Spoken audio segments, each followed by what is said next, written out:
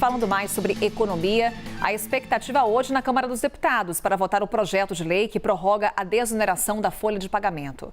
O projeto, aprovado no Senado em junho, alivia encargos a 17 setores da economia. E a Elaine Baixo está chegando para falar mais sobre isso aqui com a gente. Elaine, vamos lá. Impacto dessa medida quando a gente olha para as contas e também quando olhamos para as contas das empresas. Perfeito. A gente fez até um telão que queria mostrar para exatamente falar sobre isso. Como você disse, são 17 setores beneficiados, são setores intensivos em mão de obra, que contratam muitos trabalhadores, com construção civil, vestuário, calçados. Aí o que acontece? A contribuição previdenciária, ela era cobrada 20%, uma alíquota de 20% sobre os salários dos trabalhadores. A folha de pagamento da empresa. Exatamente. Com relação aos salários dos empregados. Exatamente. Aí, com a desoneração, deixou de ser cobrado sobre a folha de pagamento e é cobrado entre 1% a 4,5% da receita bruta.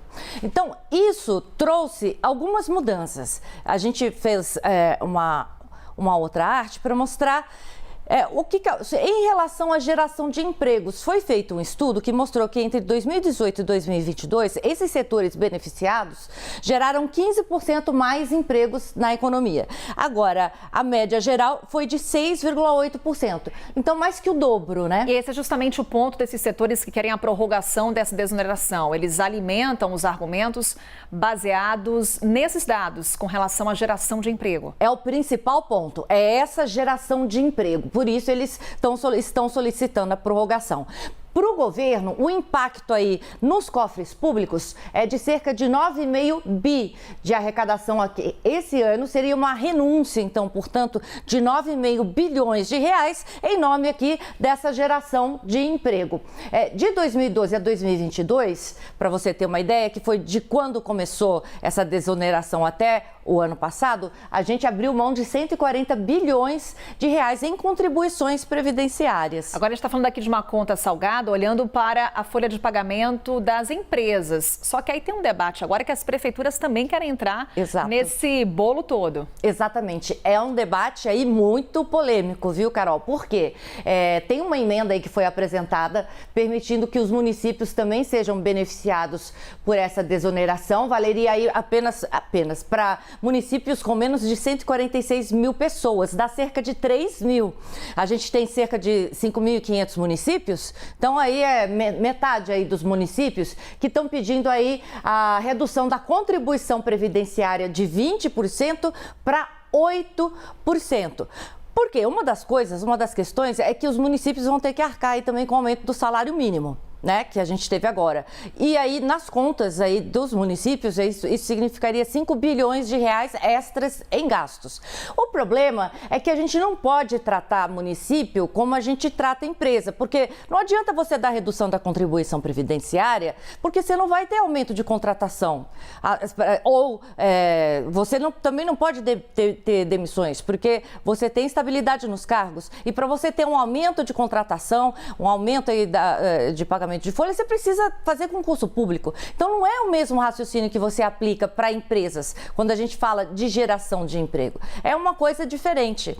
E os municípios, 1/3 dos municípios, ainda não fez a reforma previdenciária que está prevista na Constituição, determinada na emenda constitucional que mudou as aposentadorias e pensões em 2019. Uma lição de casa que deveria ter sido feita para diminuir os gastos nas cidades. É uma questão tão polêmica, inclusive há grandes chances de ficar de fora desse debate. Vamos estar aí de olho no que acontece lá na Câmara dos Deputados com relação à desoneração da folha de pagamentos. Agora, tudo isso que a gente vem falando hoje, Elaine, com relação à reforma tributária, com relação à desoneração da folha, o mercado está de olho em tudo isso. Como é que vem reagindo diante dos últimos acontecimentos? Olha, realmente está de olho nisso, é algo que tem pesado aí nas negociações do mercado, mas ele tem oscilado, no que se refere ao mercado de câmbio, oscilando às vezes para cima, um pouquinho para baixo, né? Foi o que aconteceu ontem. A cotação, o dólar ontem fechou a segunda-feira bem aí na estabilidade, teve uma queda leve de 0,01%, cotada a R$ 4,87. O mercado de câmbio operou com volatilidade ontem, ora flertando com terreno positivo, ora com negativo. Os investidores ficaram de olho nas declarações do presidente do Banco Central, Roberto Campos Neto, que a gente inclusive mencionou agora há pouco aqui no Novo Dia. Ele reiterou, para a tristeza de quem aposta aí em quedas mais intensas de juros, que as próximas reduções da taxa Selic devem ser de 0,5 ponto percentual, aliás, como já constava na ata. O mercado também ficou de olho na divulgação dos projetos de tributação dos fundos exclusivos e offshore, que a gente comentou agora há pouco aqui também.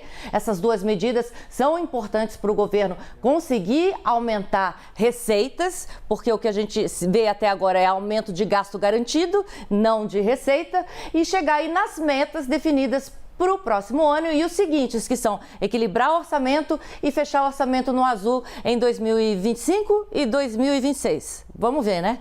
A conferir. Elaine Bacho. Obrigada, Elaine, pelas informações. Obrigada, Carol.